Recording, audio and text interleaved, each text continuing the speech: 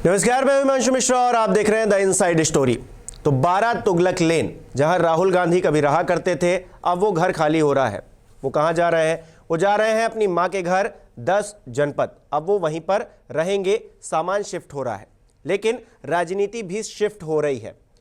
राहुल गांधी जिस तरह से अभी तक मुखर होकर बोलते आए हैं, कहा यह जा रहा है कांग्रेस की तरफ से कि वो एक तरह से उनको सजा के तौर पर ये सारी चीजें हो रही हैं। उन्होंने एक सभा में 2019 में जिक्र किया मोदी सरनेम का, जिसकी सजा उन्हें 2023 में मिली और फिर किस तरह से घटनाक्रम आगे बढ़ा। लेकिन क्या इसमें फायदा भी होगा राहुल गांधी को इस पूरे घटनाक्रम से? क्या उन्हें विपक्ष का साथ मिलेगा? 2024 के चुनाव भी आने वाले हैं, क्या उसमें ये साथ नजर भी आएगा? इसके इर्द गिर्द जो राजनीति घूम रही है, जो इनसाइड स्टोरी आज जानने की कोशिश करेंगे। डॉक्टर संजीव त्रिवेदी जी बृहस्पतिकार हमारे साथ हैं। संजीव जी, देखिए, सांसदी गई, फिर उसके बाद अब बंगला भी, फायदा होगा इसका कुछ?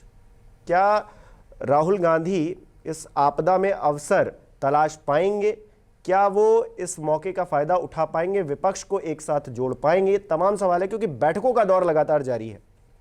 देखिए, एक शुरुआती फायदा तो यही दिखाई पड़ता है कि वायनाड में जब चुनाव होंगे और उनके प्रत्याशी जब मैदान में उतरेंगे तो एक सहानुभूति की लहर पिछले दिनों जब वो वायनाड की यात्रा पर थे प्रियंका गांधी के साथ, तो वहाँ दिख रही थी। और एक भावना वहाँ के लोगों में ये दिखाई पड़ी कि राहुल गांधी के साथ ये सब इसीलिए हो रहा है क्योंकि वो केंद्र सरकार का विरोध कर रहे हैं, भ्रष्टाचार के सवाल उठा रहे हैं। प्रियंका गांधी को साथ लेकर वहाँ रोड शो करने के मायने भी लोगों ने समझने की कोशिश की और बहुत तेज अटकलें लगी कि क्या यहाँ से प्रियंका गांधी राहुल गांधी को रिप्लेस करेंगी और इसी तरह से उनका पार्लियामेंट में पहला कदम पड़ेगा। लोग बाग ये कहते सुने गए कि अगर प्रियंका गांधी आ जाती हैं तो फिर शायद राहुल गांधी से भी ज़्यादा वोट ला करके वो जीतेंगी। तो वो घटनाक्रम जो कि आपको 23 मार्च को सामने आया है, उसका राजनीतिक इस्तेमाल कुछ इस तरह से पक्ष विपक्ष दोनों ने किया है कि वो कोर्ट से ज़्यादा जनता की अदालत में लड़ा जा रहा है। और हम ये देख पा रहे हैं कि आज जब ये सामान शिफ्ट हो रहा है तो ये तब हो रहा है जबकि अभी स्टे ऑर्डर पर फैसला 20 तारीख को आना बाकी है। अभी ऐसा नहीं है कि स्टे ऑर्डर पर फैसला आ गया है। सेशन कोर्ट ने कहा है 20 तारीख को फैसला सुनाएंगे, 6 दिन पहले ही। और उसके पहले ही शिफ्ट कर जाने का मतलब है या तो उन्हें लगता है कि शायद रिलीफ जो है इस वक्त हमें फौरी तौर पर नहीं मिलेगी, उनके वकीलों ने उनको बताया होगा, और उसके बाद ये लड़ाई लंबी चलने वाली है। तो ऐसे में वहाँ से शिफ्ट करना बेहतर है, क्योंकि जो चिट्ठी उन्होंने लिखा था जब उन्हें मिला था ये लेटर खाली करने का, तो उसी में उन्होंने संकेत दे दिया था कि मैं इस घर में हूँ क्योंकि मैं वायनाड के लोगों का प्रतिनिधि हूँ, अब मैं नहीं हूँ तो मैं छोड़ दूंगा। जाहिर है कि प्रथम बार अगर प्रियंका गांधी भी बनती हैं सांसद वहाँ से, तो वो घर उनको नहीं मिलेगा। राहुल गांधी तो चौथे बार के सांसद है ना, 2004, 2009, 2014 और फिर 2019, तो उनकी एक सीनियरिटी हो गई है। तो 12 तुगलक लेन वो काफ़ी प्रमुख पता दिल्ली का है, और अब वो राहुल गांधी का एड्रेस नहीं रहेगा। सामान 2 ट्रकों में निकाला जा चुका है और उन सामानों को 10 जनपद सोनिया गांधी के आवास धीरे धीरे करके पहुंचा दिया गया है। अब चलिए, क्योंकि शुरुआत ही बहुत, मतलब 10 जनपद का तो एक इतिहास रहा है 3-4 दशक पुराना, और वहाँ से राजनीति कांग्रेस की किस तरह से निकली है, वो सारी बातें एक तरफ हैं। लेकिन एक लोगों के अंदर इमोशन की पहले ही छोड़ देने का मतलब ये समझ में आ रहा है, क्योंकि अभी डेट 23 तारीख तक, आप 20 तारीख को फैसला आना है, 23 तारीख तक आपके पास समय है, लेकिन पहले ही आप छोड़ रहे हैं। कहीं ना कहीं आप इमोशनल टच उस चीज़ को देना चाहते हैं। रिलीफ मिले ना मिले, वो तो कोर्ट का फैसला है, वो 20 तारीख को आएगा, लेकिन उससे पहले ही एक इमोशनल टच कि देखिए घर भी छूट गया, देखिए विपक्ष भी एकजुट हो रहा है, यानी कि हम सब एक साथ आ रहे हैं और हम लड़ एक ही बात के लिए रहे हैं, जिस बात का राहुल गांधी जिक्र कर रहे हैं। तो ये एक इमोशनल टच लोगों में बैठाने के लिए, लोगों के दिमाग में डालने के लिए कि हमारी बात देखिए, हमको सुनिए कि हमारे साथ क्या हो रहा है। देखिए, सियासत में जो सिंबॉलिज्म है, प्रतीकात्मकता है, उसका बड़ा महत्व है।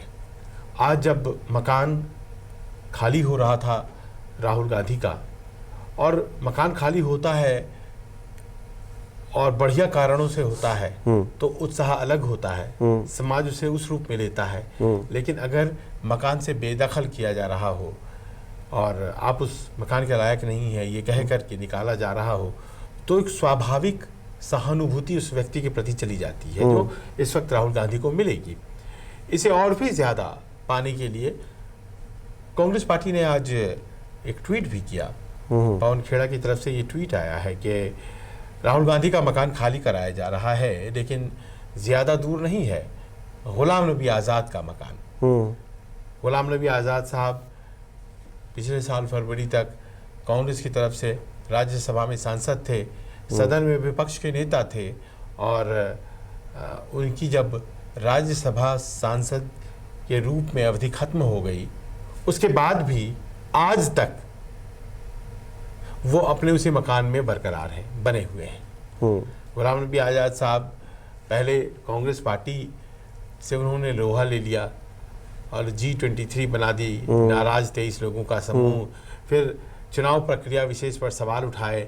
फिर कहा जाता है उन्हीं लोगों के प्रयास थे G23 के कि चुनाव हुए, कांग्रेस पार्टी के भीतर अध्यक्ष पद का चुनाव हुआ, और उसके बाद वो ग्रुप अलग थलग पड़ता चला गया। और एक दौर आया जब वो पार्टी से बाहर हो गए, खुद छोड़ करके निकल गए और उन्होंने नई पार्टी बनाई। हालांकि खड़गे जी आ गए तो जो प्रयास थे वो कुछ ना कुछ तो उस रूप लिया उसने। हाँ, खड़गे जी तो विकल्प के तौर पर सामने आए और आज़ाद साहब ने फिर अपनी पार्टी बनाई। फिर उनके कुछ सुर निकले जो कि प्रधानमंत्री के समर्थन और बीजेपी के समर्थन में निकले। तो कांग्रेसी ये कह रहे हैं कि देख लीजिए, एक तरफ राहुल गांधी जिनकी सांसदी 23 मार्च को जाती है कोर्ट के माध्यम से, 24 मार्च को स्पीकर साहब डेट उन्हें कह देते हैं कि साहब आप अब सदन में नहीं आ सकते हैं, और उसके 1-2 दिन के भीतर उन्हें बंगला खाली करने के लिए कह दिया जाता है।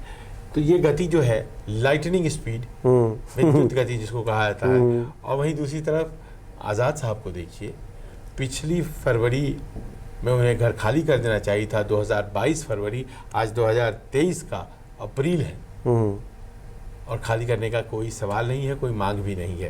तो क्या वो इसलिए कि आजकल प्रो बीजेपी बातें करने लगे हैं आज़ाद साहब? ये प्रश्न उठाया जा रहा है, और मुझे लगता है कि ये प्रश्न जो है ये चुनावी प्रश्न होगा, और इसे लेकर के जनता तक जाएगी भारतीय जनता पार्टी के खिलाफ कांग्रेस, और ये बार बार अंडरलाइन करेगी कि हमने विरोध किया, इसीलिए हमारा सामान निकालना पड़ा, हमारी ये दशा हुई। अगर हम विरोध नहीं करते तो हम सबसे बड़े बंगले के मालिक होते, लुटियंस। सेक्रीफाइस, क्या इसे मानेंगे कोई सेक्रीफाइस किया है राहुल गांधी ने? इतना बड़ा अपनी सांसदी गई, चलिए ठीक है, अब घर भी गया, तो इसे एक बड़ा सेक्रीफाइस कांग्रेसी कह रहे हैं, लेकिन क्या असल में राजनीतिक सेक्रीफाइस लोगों के दिमाग में है कि ये कोई राजनीतिक सेक्रीफाइस किया है, या फिर विपक्ष इस बात को समझ रहा है क्या? क्योंकि विपक्ष की बात हम लगातार कर रहे हैं, बैठ के भी इधर लगातार हो रही हैं, नीतीश कुमार जी आए हों या फिर तमाम पवार साहब भी आ गए। देखिए, 3 दिन कहा जा रहा है बहुत महत्वपूर्ण रहे। पिछले 3 दिन, मंगलवार को मुलाकात दिल्ली में नीतीश कुमार, राहुल गांधी, और इस मुलाकात में और भी तमाम लोग मौजूद रहे। खड़गे साहब के यहाँ मुलाकात हुई और आवाज़ पे। तो ये मुलाकात अपने आप में बहुत साबित करने के लिए काफ़ी था कि एक विपक्षी एकता है जो कि गोलबंद होना शुरू हो गई है। तो पटना से चलकर तेजस्वी यादव और नीतीश कुमार दिल्ली पहुंचे थे, और राहुल गांधी भी थे मौजूद। वहाँ से विपक्षी एकता की ज़मीन मजबूत होनी शुरू हुई। अगले ही दिन शरद पवार से मुलाकात, वो भी खड़गे जी के निवास पर, और कहा यही गया था कि शरद पवार साहब छोड़ करके जा रहे हैं, यूपीए में शायद वो अब न रहें, वो एनडीए के हिस्सा बन जाएं। उन्होंने कुछ बयान दिए थे, कुछ इस तरह की बातें कही थी। लग रहा था भारतीय जनता पार्टी के समर्थन में आ गए हैं, लेकिन वो भी सामने से आते दिखाई पड़े, और उन्होंने मुलाकात की और कहते हैं कि जो इनसाइड स्टोरी है, इस मुलाकात में सावरकर के इशू पर भी बातचीत हुई और राहुल गांधी ने प्रकारांतर से इस बात को स्वीकार किया कि वो सावरकर के बारे में अब कुछ ज़्यादा बोलेंगे नहीं। अच्छा। ताकि एक जो भावनाएं हर्ट होती हैं मराठियों की वो ना हो सके। और राजनीतिक रूप से पवार साहब ने समझाया भी कि ये सबसे सही होगा। अब आप देखिए कि ये बुधवार और गुरुवार की बातें हैं। शुक्रवार को आज बहुत तेज ये खबर आई है कि उद्धव ठाकरे से मुलाकात के लिए राहुल गांधी मुंबई में उनके निवास मातोश्री जा सकते हैं। तो आप देखिए बिहार से लेकर के महाराष्ट्र तक राहुल गांधी लगे हुए हैं कि किस तरह से इन मुलाकातों के जरिए वो कोएलिशन को फिर से मजबूत कर ले जो उनकी मां ने 2004 में किया था, जिसके दम पर यूपीए की सरकार आई थी। और वो भी वहीं उसी बंगले से क्योंकि अब वो वहीं पहुंच गए हैं। अब देखिए वही अब तो साथ मिलकर रणनीति बनेगी। क्या 10 जनपद तो एक आइकॉनिक एड्रेस हो गया है। और ये उस दौर में हुआ जब राहुल गांधी के पिता राजीव गांधी उसमें रहा करते थे और वहाँ से उन्होंने वो जो चुनाव लड़ा था उसमें सफलता नहीं मिली थी।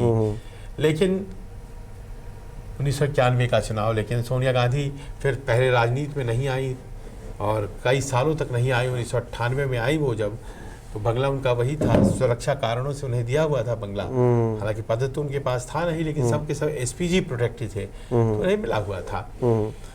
उसके बाद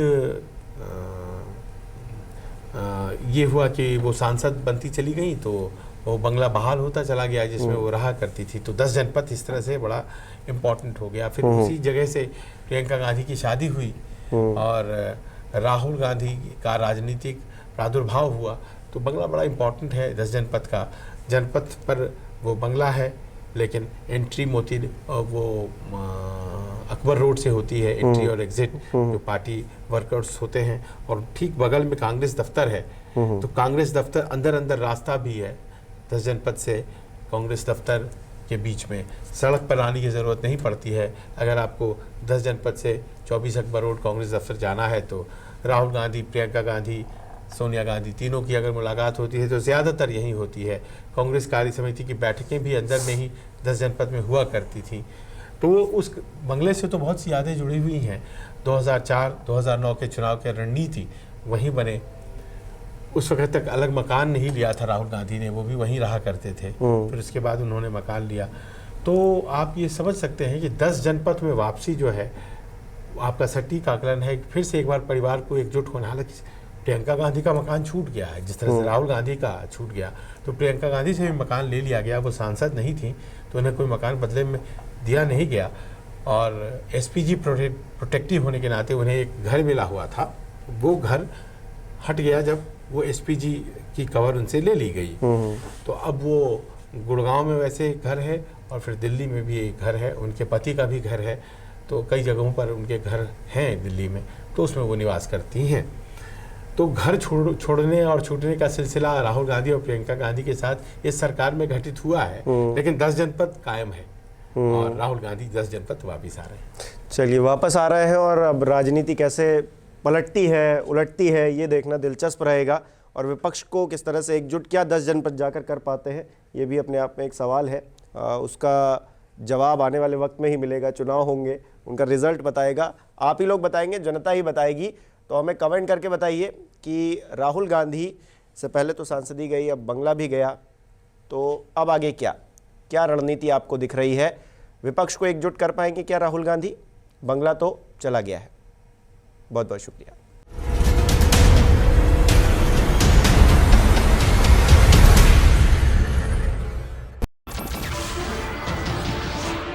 नमस्कार, मैं हूं मानक गुप्ता।